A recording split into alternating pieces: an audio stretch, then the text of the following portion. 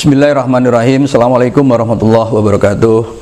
Alhamdulillahirabbil alamin wassalatu wassalamu ala asyrofil anbiya wal mursalin nabiyina Muhammadin wa ala alihi wa sahbihi ajmain, amma ba'du.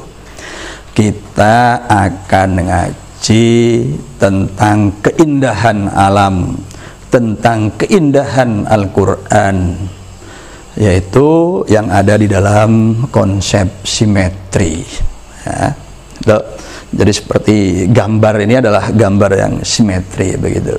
Nah, Al-Qur'an surah Al-Mulk ayat 3 menyebutkan alladzi khalaqa sab'a samawatin tibaqa ma tara fi khalqir rahman min tafawut farji'il basara hal tara min fudur. Dia yang telah menciptakan 7 langit berlapis-lapis. Kalian tidak melihat di dalam penciptaan yang Maha Rahman itu kekacauan, ketaksetimbangan gitu. Farji'il basar, bahkan kemudian lihatlah berulang-ulang, ya. Maka apakah kamu lihat ketaksetimbangan itu? Nah, jadi ini semacam tantangan begitu.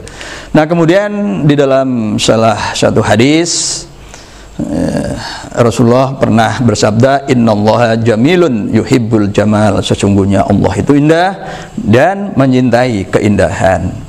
Kita pun juga sama, ya. Nah, keindahan-keindahan itu terekspresi dalam gambar berikut. Ini gambar pola dasar simetri, ya, kupu-kupu yang simetri kanan kiri.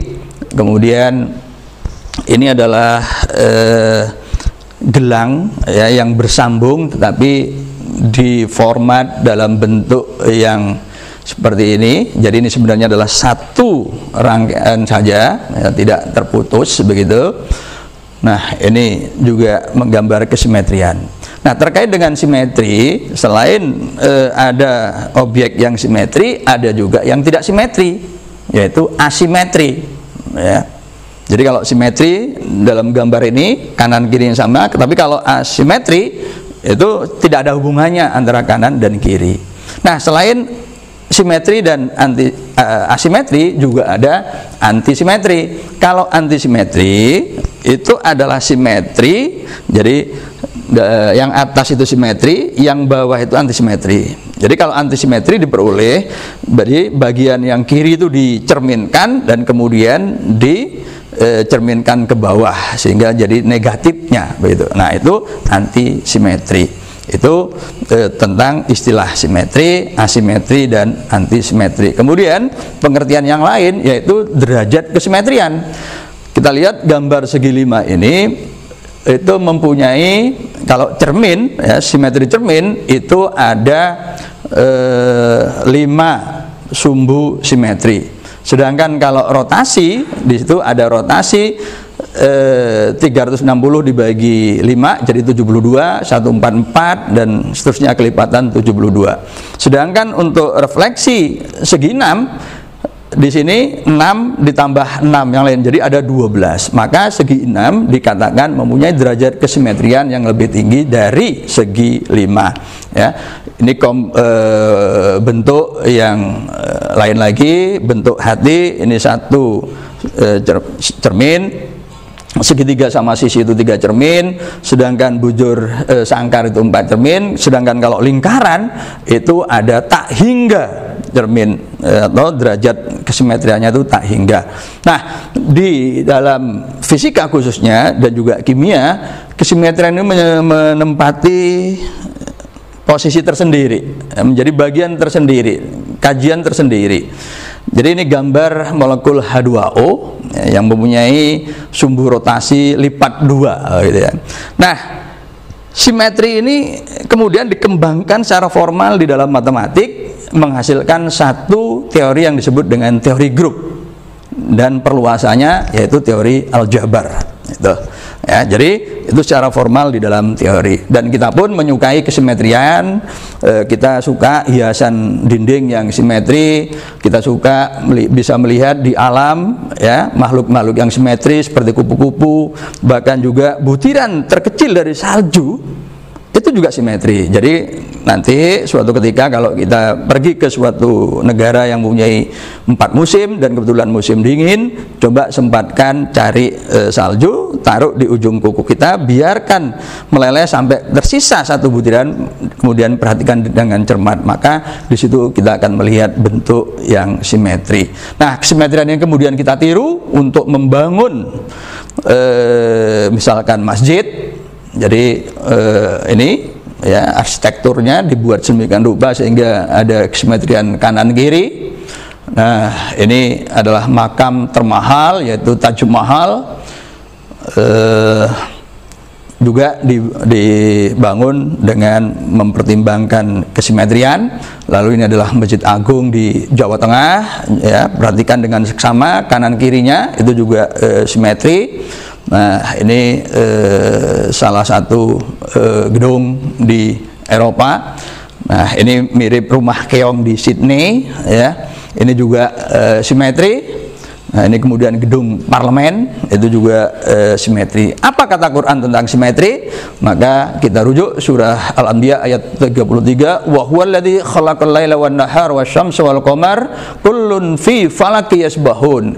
Dan dia yang menciptakan malam, siang, matahari, bulan, semua fi falakin, ya, kemudian semua di orbitnya yasbahun, berjalan, berenang, beredar, gitu.